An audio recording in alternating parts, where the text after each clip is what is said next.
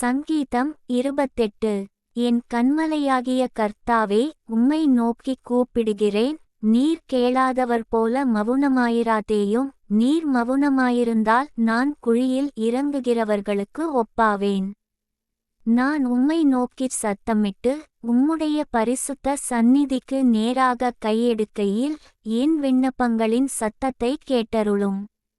அயலானுக்குச் சமாதான வாழ்த்துதலைச் சொல்லியும் தங்கள் இருதயங்களில் பொல்லாப்பை வைத்திருக்கிற துன்மார்க்கரோடும் அக்கிரமக்காரரோடும் என்னை வாரிக்கொள்ளாதேயும்.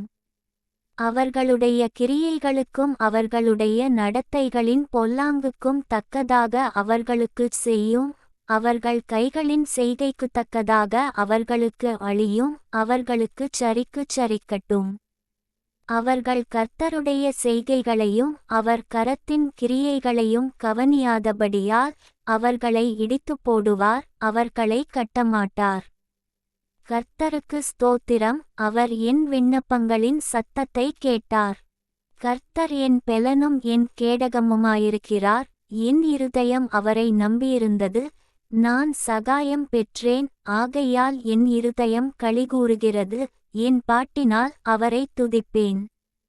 கர்த்தர் அவர்களுடைய பெலன், அவரே தாம் அபிஷேகம் பண்ணினவனுக்கு அரணான அடைக்கலமானவர்.